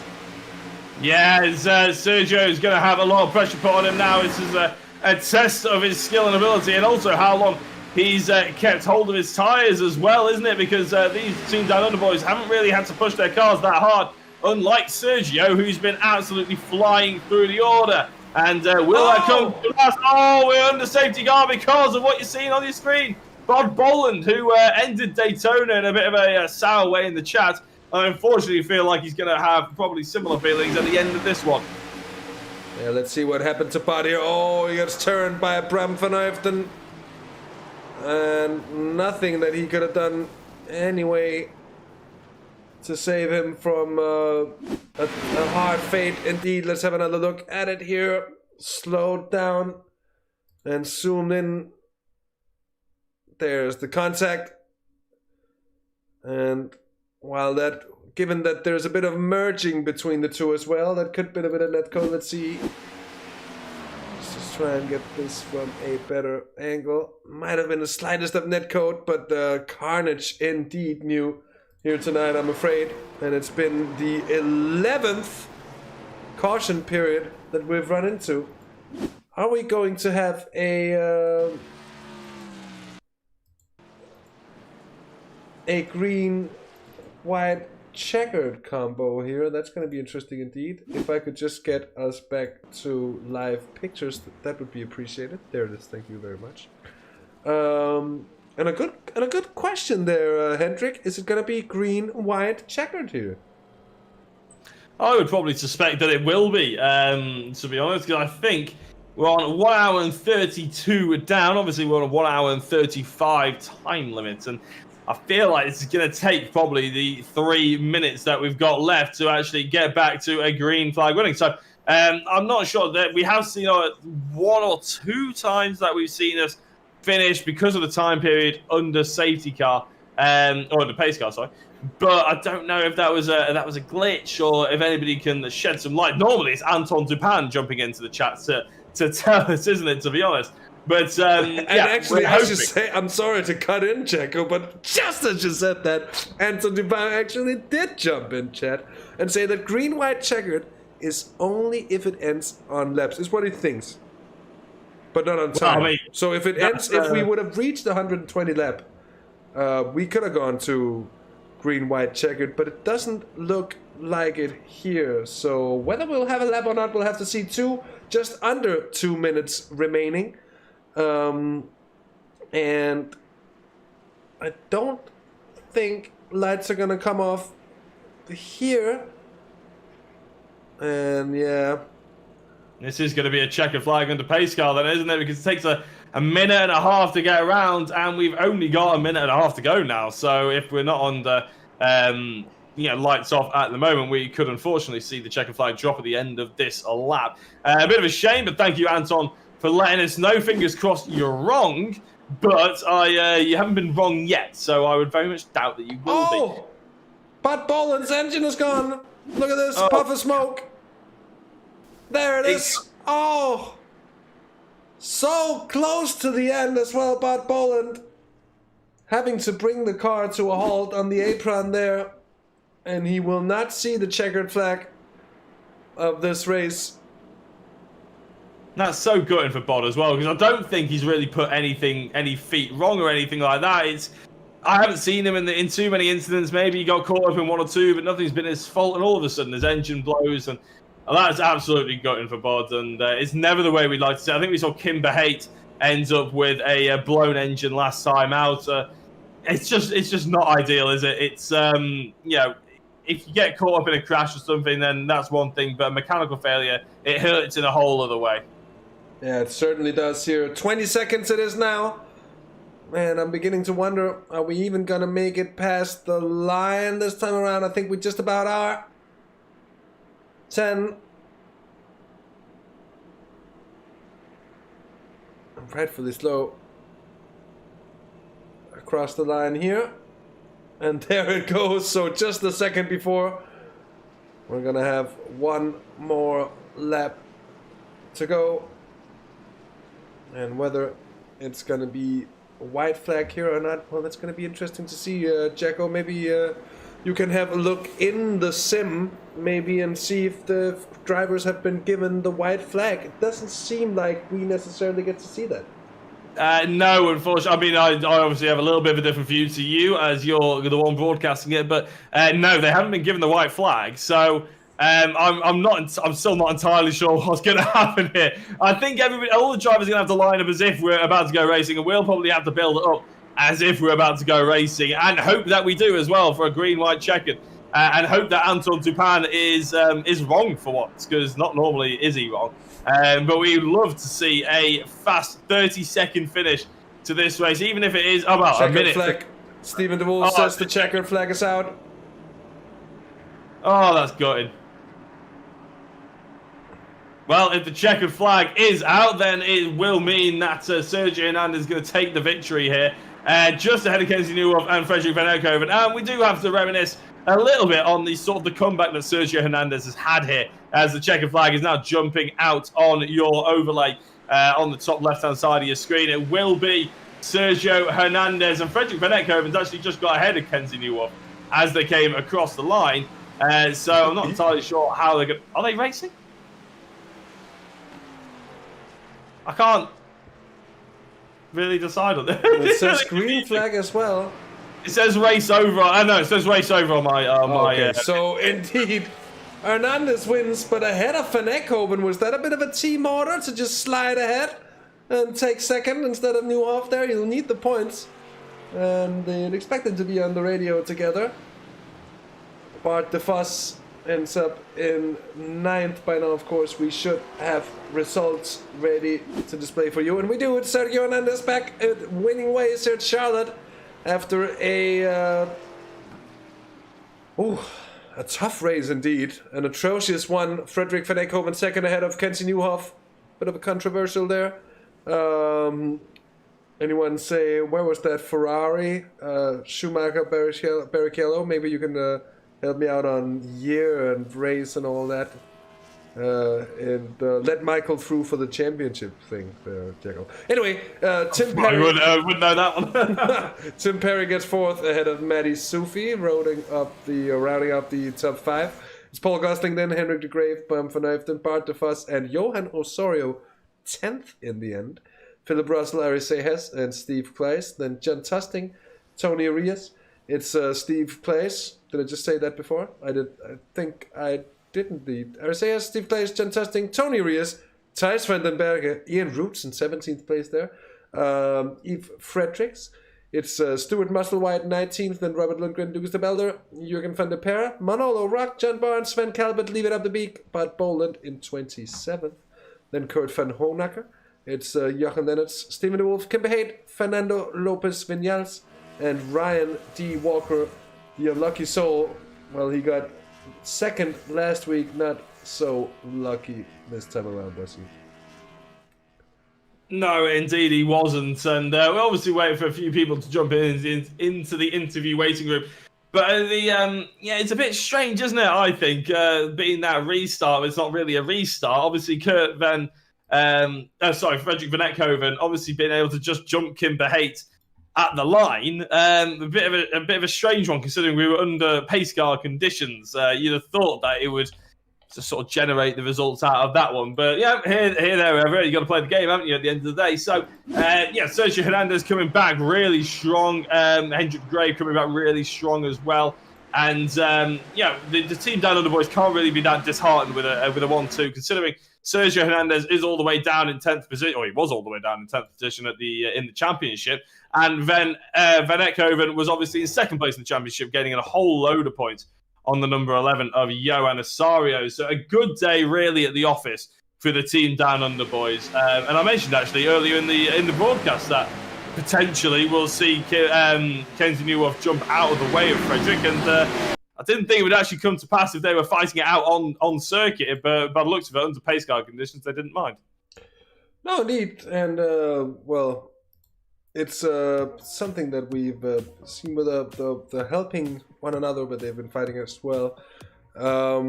Let's just see if we've got any drivers ready to talk to us for tonight. Doesn't look like it so far. Oh, and just as you say that, Jacko, we've got one for you. It's race winner Sergio Hernandez. Yeah, hi Sergio. Congratulations on the race victory. You had to do it the hard way though tonight, didn't you? Sergio, are you there? Hello, sorry. There we go. Congratulations, Sergio. I'll repeat the question, don't worry. You had to do it the hard way that time, didn't you, really? It was a bit more of a difficult race this time round. Yeah, thank you very much. Yes, finally a good race for me. Hard, anyway, but after 2 bad races, I'm finally here again. Well, I was going to ask about those 2 previous races because they weren't exactly like you. We're used to you barreling back through the order, but you just seemed to get unlucky every single time, didn't you? Did you really feel like you needed this victory to get back on track for the championship? Yep, I think I needed a plus of motivation because I had 2 very bad races, and yeah. I came here with hungry, with wanting to win or almost being in the podium, and I had a touch with Frederick. I don't know who was the fault. I don't care because I've raced a lot with Frederick and I know he's a good driver. And but well, I've decided to go to repair, starting again on the back, and well, it all went good, I think. Oh, well, I couldn't have gone much better, could it, really, at the end of the day? So you must be quite pleased about that. And having said, you know, we were talking about the championship quite a lot in that race there. And obviously there's some drop weeks and this, that, and the other sort of thing. But you've had 2 bad rounds. There's only 2 drop weeks. So do you feel the pressure now that you have to perform every single week to potentially retain the crown that you won in Season 1? Totally. I will have the pressure on every race. I now try to not be as aggressive as I should go, because I know that if I use the fast repair and then I go in a crash, probably I will don't have possibilities to win the championship. So yes, I feel the pressure. I know that, and yeah, let's see what happens in the rest of the race.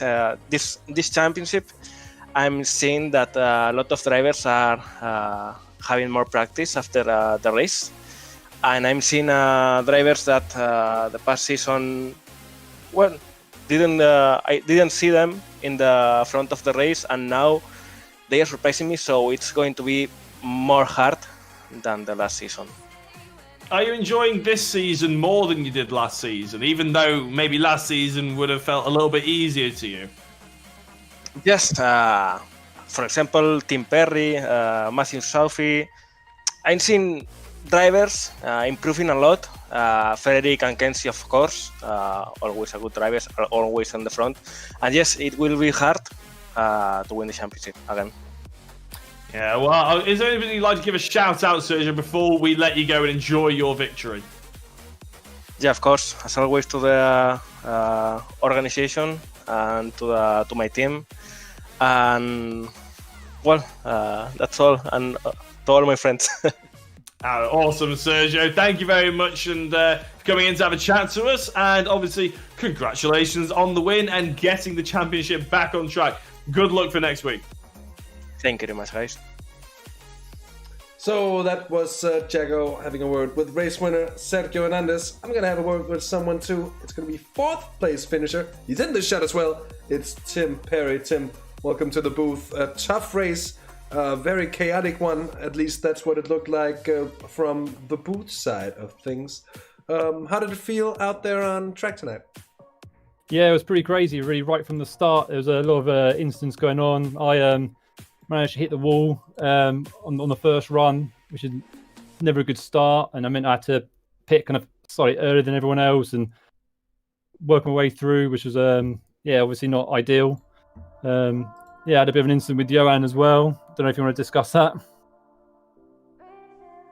No, I mean, I hardly even remember the individual incidents by now. We've had so many. I think we were up to 11 caution periods in the end. But of course, if you have any views on it you'd like to share, I would like you to go ahead. Yeah, well, yeah, you know, I was actually really angry at the time, but it turns out I think there was a bit of netcode in there. So, yeah, well, it's because of one of those things, really. We're both working our way through the traffic, and he kind of slid up on me to get past me, and then I've kind of been very patient with him, and then he tried to slide me again, and I've kind of held my ground, and it seems like we hit. But like I say, looking back on it, I think there was enough room for both of us, and it was just a bit of netcode. So yeah, really unfortunate, but yeah, one of those things.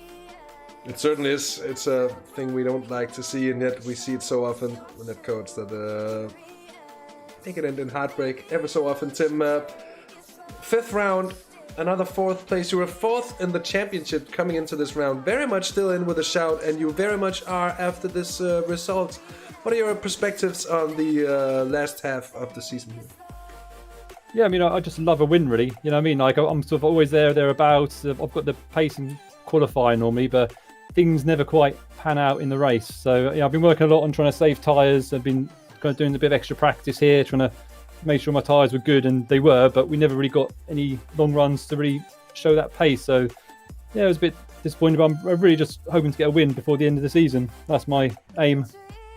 Indeed, well, fingers crossed from our from us as well here in the booth, a win would be more than well deserved, but that's just my personal opinion.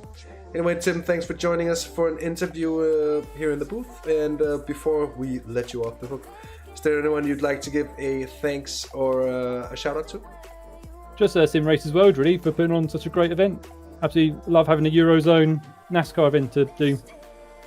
Oh my god, I think the pleasure is all ours, and I think that goes for organizing folks, Ian, Maddie, Bram van Uchten, and then from us in the booth as well. Pleasure is all ours. Tim, good race, and as I said, fingers crossed for a win coming your way soon, or at least, if nothing else, then at some point through the final bit of the season. Enjoy your evening, and thanks for joining us. Yeah, thanks guys. So that was Tim Perry having finished 4th. And I think with that, Jacko, it's going to be the conclusion of the broadcast for tonight. In a few words, how would you sum up what we've seen here tonight? Yeah, slow boil, shall we say, at the beginning of the race. We then got going into a nice little bit of a rhythm, and then ended up being a bit of a disappointment at the end. But we did see some fantastic driving from a number of drivers, Hendrik de Grave and also Sergio Hernandez, with two drivers that you probably would point out the most. And obviously the team down under boys working really well as a team. So if anything, it builds the excitement in the championship. So I'm all good for tonight. Very much so it does. We will be back next week for another race in this wonderful series. 6th round of racing from Atlanta. 110 laps coming our way in a week's time. Next Monday, I'll be taking a break here on the channel for a week's time. I'll be back in a Monday's waiting while, which will be a week's time. Way to make it very confusing there. I obviously need a break as well, as you can hear by now. It'll be good for everyone if you're not tired of listening to me already. Heck, I'm getting tired of listening to me by now. So I will be back alongside Jacko in a week's time for the race at Atlanta. And I'm sure it's going to be good. I'm looking forward to it. I hope you are. Thank you so much for joining us here tonight on Simracersworld. Hit the like button if you like what you've seen on tonight's stream. And do remember to subscribe if you haven't already, of course, for more really good sim racing content. The bell icon is there to notify you whenever we go live, which we do quite often, to be fair, these days. So there's plenty of stuff to capture on. Anyways, from Jacko and myself, has very much been a pleasure. So until next time, take care, have fun, and bye-bye.